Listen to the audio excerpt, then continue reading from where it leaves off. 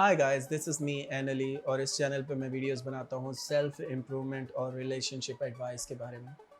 और आज की मेरी वीडियो का टॉपिक है why is it taking so much long. इससे पहले कि मैं इस टॉपिक पे बात करूँ कि why it is taking so much long to get your ex back, मैं ये बताना चाहूँगा कि मैं काफ़ी दिनों से वीडियोस नहीं बना पा रहा था बिकॉज़ ऑफ फीवर और तबीयत मेरी सही नहीं थी। और मैं इसलिए मैसेजेस का रिप्लाई भी नहीं कर पा रहा था जो मुझे इंस्टाग्राम पे करते हैं मैसेजेस। तो ये कहना चाहूँगा कि अपना ख़्याल रखिए, बहुत मुश्किल वक्त है। थैंक गॉड कि मुझे कोरोना नहीं था, मुझे माइनर फीवर था, लेकिन अपना ख़्याल रखें, ये बहुत मुश्किल वक्त है। ख़ासतौर इंडिया पाकिस्तान में कोरोना बहुत बढ़ रहा है दोबारा से। तो अपना ख़्याल रखें, कोशिश करें मास्क पहन के निकलें, जो आपकी गवर्नमेंट आपको कहती है उस पे अमल करें, जो भी एसओपीज़ हैं जो भी। तो ख़ैर इस टॉपिक पे आगे बढ़ते हैं, why is it taking so long to get your ex back.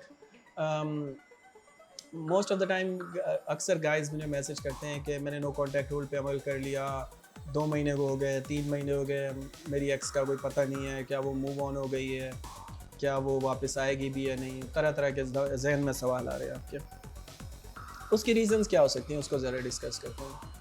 Why is it taking so much long?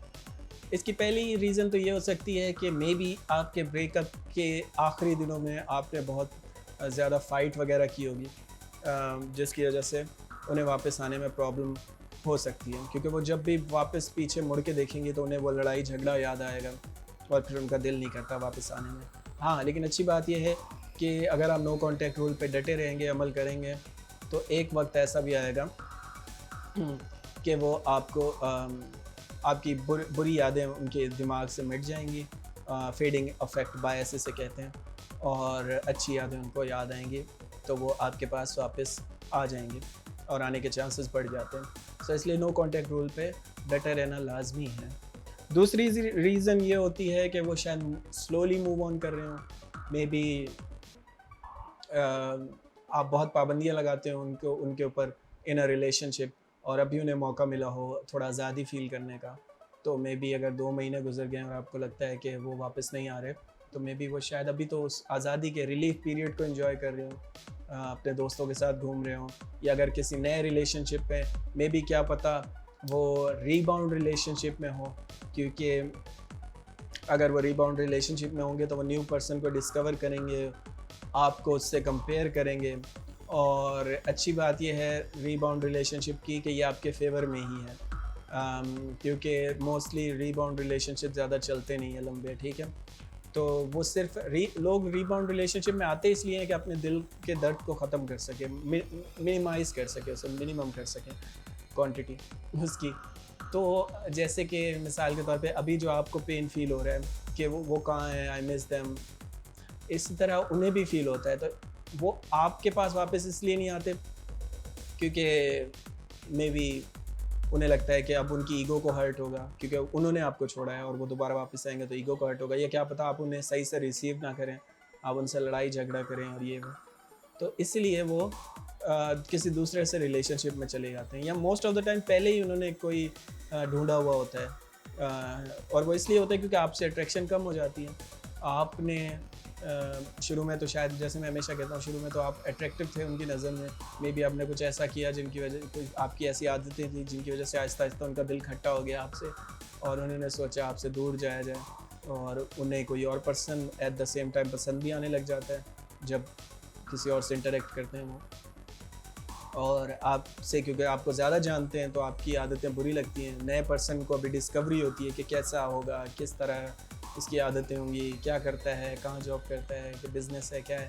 तो डिस्कवरी होती है, उसमें वो ज़्यादा इंटरेस्ट लड़की ले रही होती है मोस्ट ऑफ द टाइम। मैं वैसे लड़की के पर्सपेक्टिव से बता रहा हूँ, मेंस के लिए, क्योंकि मैं ज़्यादातर वीडियोस बनाता हूँ, क्योंकि मेरा personal experience as a man जो रहा है और जो मैं क्लाइंट्स को डील करता हूँ, इसलिए। लेकिन ये सेम चीज़ें वुमेंस भी इम्प्लीमेंट कर सकती हैं, और इससे वो अपनी रिलेशन को भी एनालाइज कर सकती हैं कि क्या गलतियाँ थी या किस तरह। मोस्टली दोनों जेंडर्स का जो है बिहेवियर मोस्टली सेम होता है, बस वुमेंस थोड़ी इमोशनल ज़्यादा होती हैं और मेन थोड़ा लॉजिकल ज़्यादा होता है। तो ये कुछ रीजंस थी। आपको लगता है वो आपको भूल जाएंगे, वो मूव ऑन कर जाएंगे। अगर रीबाउंड रिलेशनशिप में है तो वो आपको कंपेयर करेंगे नए पर्सन से, और यकीनन नए पर्सन में कोई ना कोई तो बुराई होगी। Nobody is perfect in this world, ठीक है। और आप नो कॉन्टैक्ट पे रहेंगे, आप अपने आप को इम्प्रूव भी कर रहे होंगे, एट द सेम टाइम आप अपनी अच्छी अच्छी पिक्चर्स लगा रहे होंगे फेसबुक पे, आप कहीं घूमने जा रहे हैं, आप उन्हें दिखा रहे हैं कि आप नया बिजनेस स्टार्ट करने, नई जॉब हासिल किया आपने, कुछ भी अपनी सक्सेस शो करें, अपनी हैप्पीनेस शो करें, तो उनको लगेगा कि यार शायद मैंने गलती की। लेकिन क्योंकि मोस्ट ऑफ द टाइम लोगों को ये बातें पता नहीं होती जो मैं आपको बता रहा हूँ कि ह्यूमन साइकोलॉजी किस तरह वर्क करती है, उसे किस तरह अट्रैक्ट किया जा सकता है। तो अगर आप इस तरह की वीडियोस देख रहे हैं मेरी या किसी और कोच की,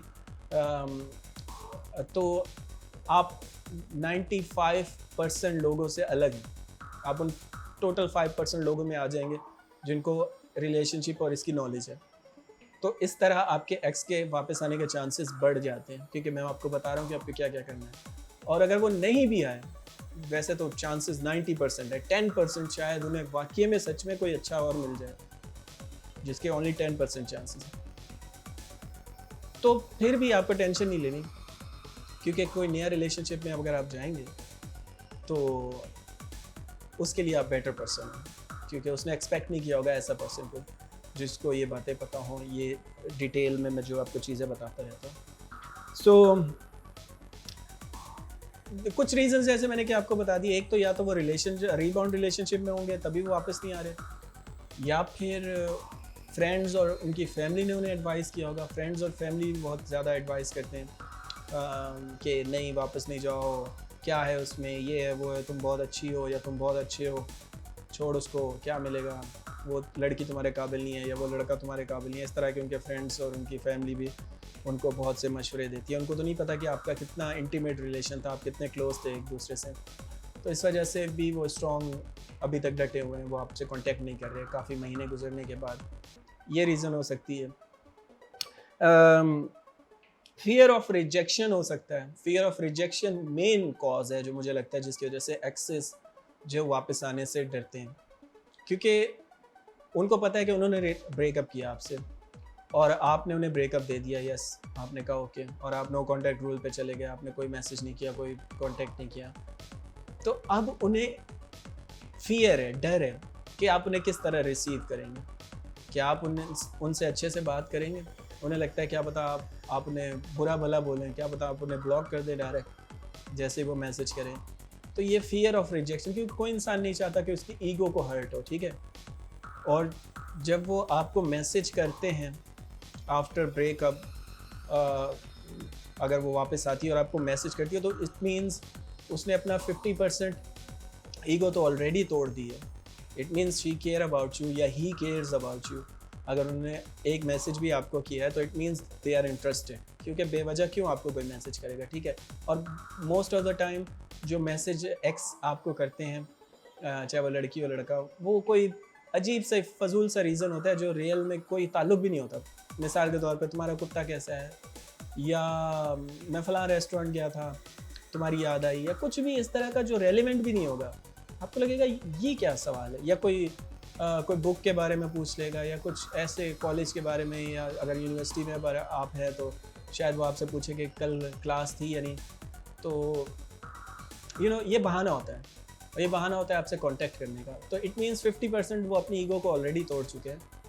तो इसलिए लोगों को डर होता है कि कहीं 100% मेरी ईगो रिजेक्ट ना हो जाए, मेरी ईगो हर्ट ना हो जाए। इसी वजह से रिजेक्शन का डर होता है, फियर ऑफ रिजेक्शन का जो डर होता है, जिसकी वजह से वो आपके पास आने से डरते हैं, वापस आने से। तो अगर वो आपको मैसेज करें तो उनसे अच्छे से बात करें। लाजमी नहीं कि आप उन्हें चिपक जाएं, आप उन्हें ये बोलना शुरू कर दें कि हाँ मैं तुम्हें मिस कर रहा हूँ, या मैं मिस कर रही थी तुम्हें, कैसे हो। नहीं, नॉर्मल बात करें कि वो चाहते क्या हैं, वो खुद ही आपको बताएंगे। अगर आप मिसाल के तौर पे आज उनका मैसेज आया आपको 5 बजे शाम को, आप उन्हें आप उन्हें 3-4 घंटे बाद रिप्लाई करें नॉर्मल से, हाँ आई एम गुड, आप कैसे हैं, ठीक है। फिर उसके बाद स्पेस दें, फिर स्पेस दें। उनको लगेगा कि यार अभी इंटरेस्टेड नहीं है मेरे अंदर, ठीक है, ये लड़की अब इंटरेस्टेड नहीं है मेरे अंदर, ये लड़का इंटरेस्टेड नहीं है मेरे अंदर। और यहाँ से उनकी एंग्जाइटी और ज़्यादा बढ़ेगी और फिर वो आपको चेस करना शुरू करेंगे। और क्योंकि अगर आप उन्हें उनके मैसेज करते ही आप भी ये बोल दें कि हाँ मैं भी मिस कर रहा था और ये वो, तो उनको लगेगा you are very easy to get, मैं तो ऐसे ही परेशान हो रही थी, ये तो मेरे पहले से हाथों में था, ठीक है। तो ये वाली बात होती है। तो दे will never forget about you. मैं हमेशा कहता हूँ क्यों आप लोग टेंशन लेते हैं कि मुझे भूल जाएगी, क्या वो उसे कोई नया मिल जाएगा। भले उसे कोई नया मिल जाए, वो आपको नहीं भूल सकती। चाहे आपने चाहे दो महीने भी गुजारे ना उसके साथ, वो नहीं भूल सकती। ये ह्यूमंस की साइकोलॉजी में हम नहीं भूल सकते किसी को। मैं आज तक स्कूल के उन दोस्तों को याद रखता हूँ या उन लोगों को मिस करता हूँ पुरानी जॉब्स में से, ऑफिस के उन दोस्तों को जिनसे मैंने एक महीना ऑफिस में गुजारा था, साथ बैठ के काम किया था, बस आज तक वो याद आते हैं और अच्छा लगता है कभी कभी उनसे मिलना।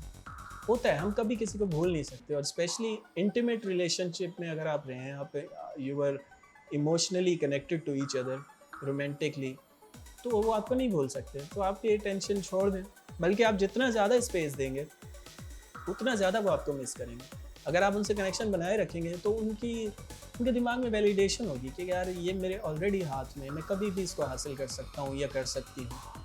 तो स्पेस दें। लोग आपको स्पेस में ही मिस करते हैं। अपने ऊपर वर्क करें, उन्हें रिग्रेट करवाएं कि उन्होंने गलत डिसीजन लिया, ना कि आप सैड होकर रोने बैठ जाएं, ठीक है।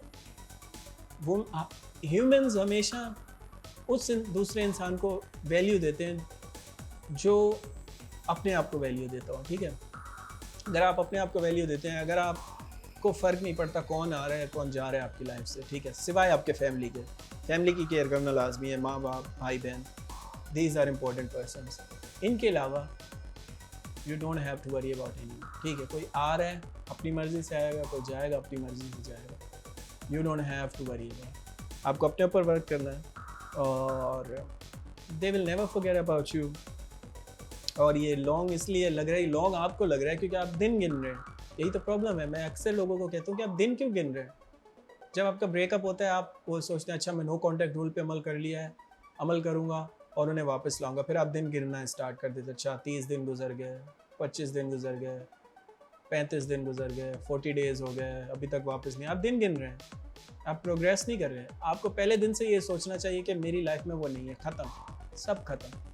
आपको दिल से दिमाग से उनको निकाल बाहर फेंकना है और जब भी उनकी याद आने लगे अपने आप को किसी काम में डाल देना है या किसी चीज़ में बिजी हो जाना है। तो मैं ये ट्रिक आजमाता था या मैं मेडिटेशन स्टार्ट कर देता था। मेडिटेशन बहुत ज़्यादा हेल्प करती है।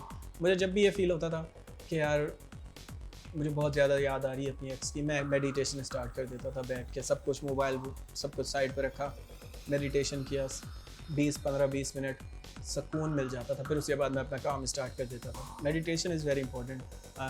आप मुझसे मैसेज करके पूछ सकते हैं, मैं आपको सही तरीका बता सकता हूँ किस तरह के आप कोई मंत्रा यूज़ कर सकते हैं।